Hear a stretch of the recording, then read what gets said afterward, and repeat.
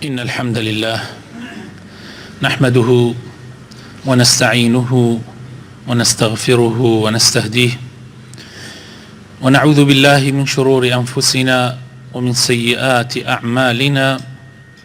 من يهده الله فلا مضل له ومن يضلل فلا هادي له، وأشهد أن لا إله إلا الله وحده لا شريك له، وأشهد أن محمدا عبده ورسوله. يا أيها الذين آمنوا اتقوا الله حق تقاته ولا تموتن إلا وأنتم مسلمون. يا أيها الذين آمنوا اتقوا الله وقولوا قولا سديدا يصلح لكم أعمالكم ويغفر لكم ذنوبكم، ومن يطع الله ورسوله فقد فاز فوزا عظيما.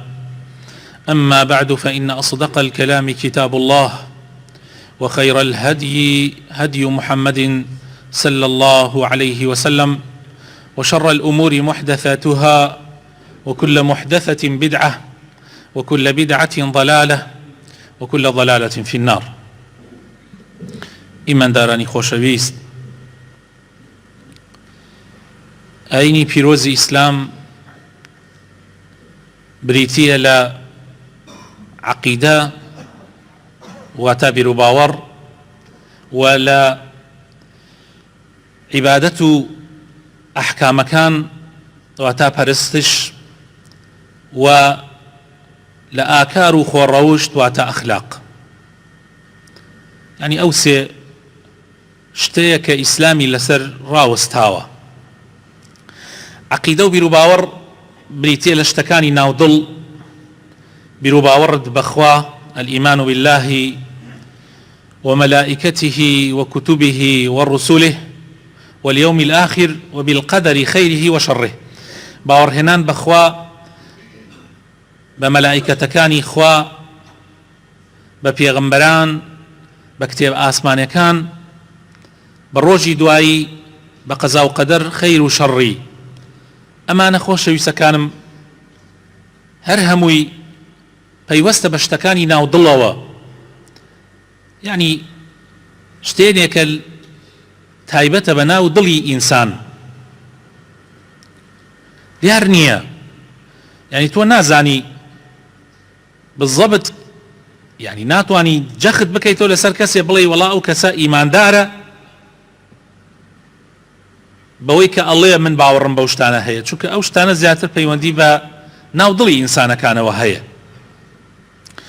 ئەحکام و عیبادەتەکان، پەرستشەکان بریتین لە نوێژ و ڕۆژ و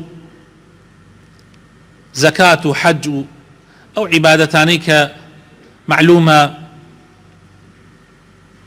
لە حەدیثەکەی ئیبن عومەریشە هاتووە کە پێغەمبەری خوا صلی الله عليه وسلم فرمي بني الإسلام على 5: شهادة أن لا إله إلا الله وأن محمد رسول الله وإقام الصلاة وإيتاء الزكاة وصوم رمضان وحج البيت. أويش شتيلك براسي تايبت بخودي إنسان كان خويا أنا وزياتر، يعني نوجيان روجويان حجة، ئەمە مەسائلێ لێکن پەیوەستە بە خۆتەوە ئەنجامدانی بەڕێک و پێکی و بەو شێوەی کە خوا پێی ڕازیە خۆت قازانجەکەی، و ئەنجام نەدانیشی تەنها خۆت زەرەرەکەی. بەشی سێیەمی ئیسلام بریتیە لە خۆڕەوشت و ئاکارەکان، یعنی ئەخلاق، کە هەموو ئاکارەکان ئەگرێتەوە لە ڕاستگۆیی، لە وەفا، حتا کۆتایی. ئەمە طبعا بەشی دیاری ئاینی پیرۆزی ئیسلام، یعنی ئەو بەشەی کە دیارە لە ناو خەڵکا و سوود و قازانجەکانی بۆ هەموو مرۆڤایەتی هەیە، ئەم بەشەیە. تەنانەت خۆشەویستەکانم ئەتوانم بڵێم بەشی عەقیدەکە و بەشی عیبادەتەکەش بۆ پتەوکردنی ئەم بەشەیە. بۆ ئەوەیە کە ئینسانەکان ئەخلاقیان جوان بێ بەرامبەر بەخوای پەروەردگار و ئەخلاقیان جوان بێ بەرامبەر بە یەکتری. ڕەوشت و ئەخلاق زۆر گرنگە و ئاینی پیرۆزی ئیسلام زۆر احتیمامی پێداوە. نوێژ بۆ پتەوکردنی ئەخلاقە خۆشەویستەکانم. إن الصلاة تنهى عن الفحشاء والمنكر. زكاة بو بتوكردني أخلاقا خذ من أموالهم صدقة تطهرهم وتزكيهم بها. روجو بو بتوكردني أخلاقا يا أيها الذين آمنوا كتب عليكم الصيام كما كتب على الذين من قبلكم لعلكم تتقون. يعني بو أوي خوتان بباريزن لنا فرماني كان إخوة أخلاقتان جوان بي روشتان جوان بي. وفي غمر إخوة صلى الله عليه وسلم أفرمين من لم يدع قول الزور والعمل به والجهل فليس لله حاجة في أن يدع طعامه وشرابه.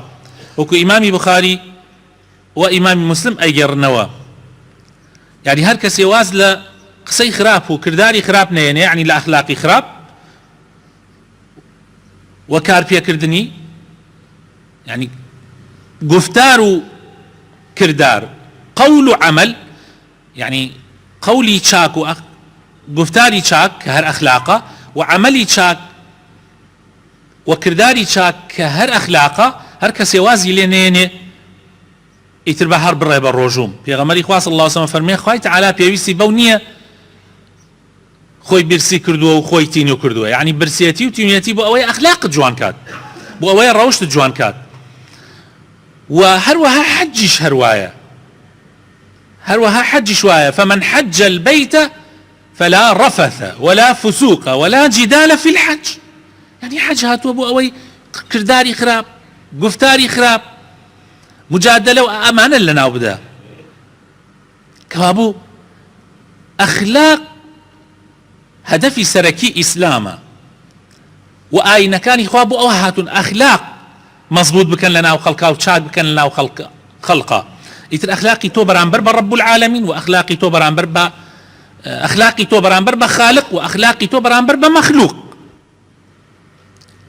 زور قرنقا خوشوي سكانم هل لبرأوي في غمري خوشوي اسمان صلى الله عليه وسلم فرمي إن من أحبكم إلي وأقربكم مني مجلسا يوم القيامة أحاسنكم أخلاقا. إمام الترمذي جريتوا وألبانيش فرمي حسنة أفرمي لنزيكترين كستان خوشويسترين كستان للايمن في غمرة فرمي صلى الله عليه وسلم ونزيكترين كستان للروجي قيامته لمنوا يعني شوينكي لمنوا نزيكا كي أوانا كأخلاق الروشت يعني جوانا أخلاق الروشت أساسي أم إسلامي يا خوشوي سكانم. هر لبرأوا في غمري خواه صلى الله عليه وسلم لحديثة كتيرة كإمام أبو داود أي جريته البانيش أفرمي حسنة لصحيح أبي داود جمارة 4800 أفرمي أنا زعيم في غمرة فرمي صلى الله عليه وسلم أنا زعيم ببيت في ربض الجنة لمن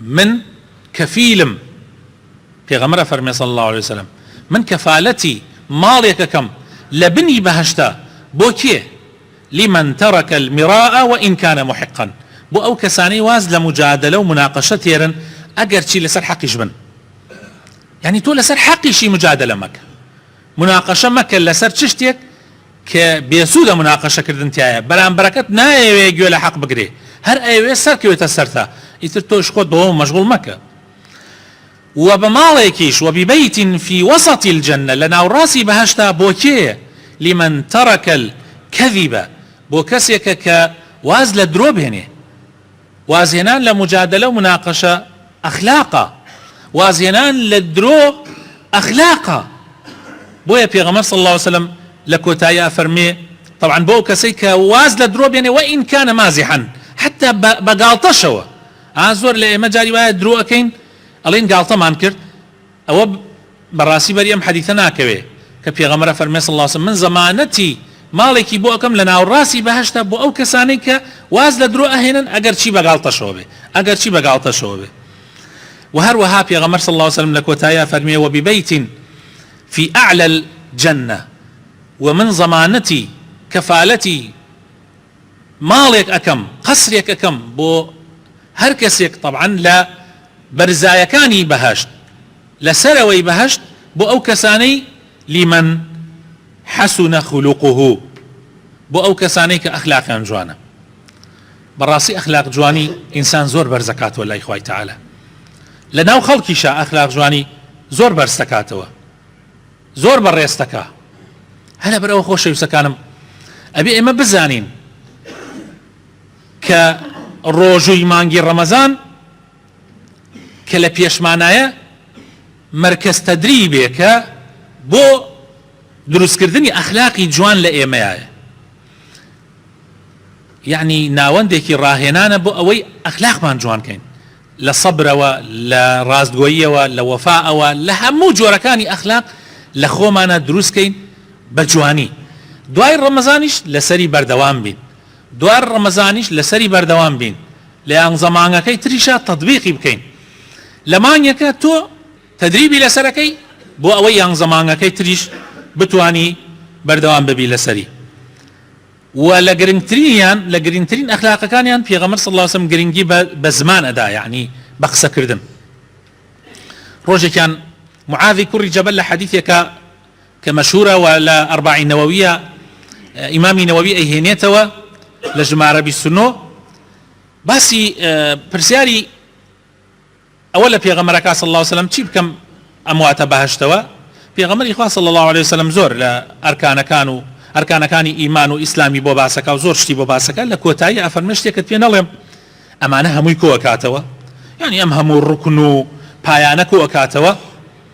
ئەگەر بتەوێ یعنی بەهەشتت دەستکەوێ ئەمە بکە هەمووی کۆکاتەوە. ئەی شوتی چی ئەی پێغەمبەری خوا صلی الله علیه وسلم؟ پێغەمبەری خوا زمانی خۆی گرت، بەم دوو پەنجەی زمانی خۆی گرت، فەرمووی ئەمسیک عەلەیکە هذا، زمانت بگرە. ئەویش فەرمووی ئەی پێغەمبەری خوا ئێمە محاسەبە ئەکرێن لەسەر زمانیشمان، یعنی ئایا زمان خوا لەسەری یعنی لەسەر قسەکردن خوا محاسەبەمانەکە؟ ئەویش فەرمووی لە باری دایکت بچوایە ئەی معاذ، زۆرینەی خەڵک کە ئەچنە جەهەنەمەوە بەهۆی زمانیانەوەیە، زۆرینەی خەڵک کە لەسەر سەر ئەخرێنە ناو ئاگری جەهەنەم بەهۆی چیەوە؟ بەهۆی زمانیانەوەیە. بۆیە ئاگات لە زمانت بێ. تۆی مسلمان کە لە ڕەمەزانە ڕۆژوو ئەگری ئاگات لە زمانت بێ و ئاگار لە کردەوەکانت بێ. هەر لە ئێسەوە هەوڵ بدە خۆتی بۆ ئامادەکە. ڕەمەزان مانگی ئیمانە، مانگی ئیمان بەرزیە. تۆ ڕەمەزان مەکە مانگی تەمەڵی، مۆزەفێکی لە دائیرەیە کار کەسێ دێ بۆ لات کە ئەکان بە ڕۆژوو باندەمی خۆتت دا ئەکان بە ڕۆژوو کە ئەکە ناتوانم بەخوا دوای ڕەمەزان بێرەوە، دوای ڕەمەزان کاکە تۆ ڕۆژوو ئەگری بۆ خۆت ئەیگری. ڕۆژوو ئەبێ گورج و گۆڵت کاتەوە، ڕۆژوو ئەبێ دینت قایم کە. ئەی بیر لەوە ناکەیت تۆ ئەم زەلامە احتیمالە یەک تەوقیعی گەرەک بێ بەهۆی تەوقیعێکی تۆ ئیشەکانی دۆعاکەوێ و لەوانەیە زەرەرێ زۆر بکە. جاری وە هەبووە من لێرەوە چوومە بۆ وەزارەتی ئەوقاف لە هەولێر، ڕەمەزان بووە، کابرا وتێتی بەخوا ئێستا ناتوانم خۆی مەشغوڵ کرد ئەوانە لەوە داوتێتی بەیانی بێرەوە. ئیتر من شتم بەیانی چی بێمەوە؟ من لە گەرمیانەوە هاتووم، چۆن بەیان؟ وەڵا تازە فڵان هەڵساوە فڵان ڕۆیشتو. المهم یعنی ئیشەکە تاخیر بووە، جاری وا بۆ ئیشەکەش زۆر زەرور بووە و زۆریش پێویست بووە. هەندێک لە مسلمانان نوێژەکان ئەکەنە عوزرێ بۆ ئەوەی ئیشی خەڵک ئیشی مسلمانان پەک بخەن. ئیشێکم کەوتە دائیرەیەک لە سلێمانی، پیاوێکی عەلە ئەساس ئیماندار بوو، منش دەور سەعات 12 بوو ڕۆشتم کە چوومە ئەبێ ئیشەکەم زۆر پلە بوو، باە لەوێ بگەشتە بەهاتایەمەوە بۆ کفری، کە چوومە ئەوێ وتیان وەڵا ڕۆیشتۆ بۆ مزگەوت.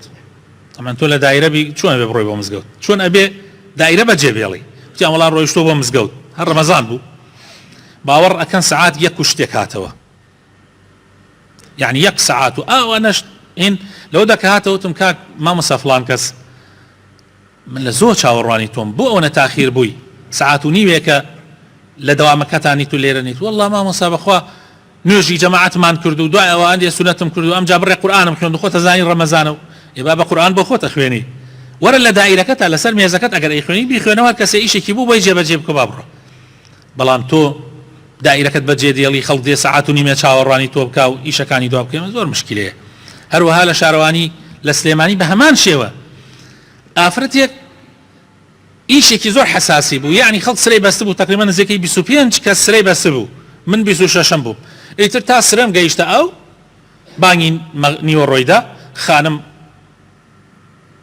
ڕۆیشت بۆ نوێش تقریبا 40 دقەی خایان دوای 40 دقە هاتۆ فلانە خان بۆ وا دواکەوتی وەڵڵاهی چوین دەستنوێژم نەبوو دەستنوێژم کرد و دوای ئەوە نوێژم کرد نوێژی سنەتی بەرلەوە و سنەتی دوای ئەوە 40 دقەی خایان ئەمە کەی ڕاستە تو ئەم شتانە تایبەتن بەخۆتەوە نابێ ئەمە بکەیتە عوزرێ ئیشی خەڵک پاک بخەی جا ئاگامان لە خۆمان بێ ئەمجا بە ڕووی گرژەوە بەرامبەر بە خێزانەکانمان بەرامبەر بە خەڵکی بۆ بە ڕووی گرژەوە معاملەیان لەگەڵا بکەین هەڵسو کەوتان لەگەڵا بکەین ڕەمەزانە تۆ ئەبێ ئەو پەڕی ڕوودگەشت بێ ئەبێ ئەو پەڕی دڵخۆش بی ڕەمەزان بۆ ئەوەیە تۆ فێر بکە ئەخلاقت جوان بێ نەک نەعوذ بالله عەکسەکەی بێ جا ئاگامان لە خۆمان بێ داواکەم بەخوای پەروەردگار بۆ خاتر ناوە جوانەکانی خۆی ئەخلاقمان جوان کە ڕەوشمان جوان کە دوورمان خاتەوە لە هەموو ئەخلاق و ڕەوشتێکی ناشرین یا ڕەبی خوای ئیسلاحی حاڵمان بکەی یا ڕەبی خوای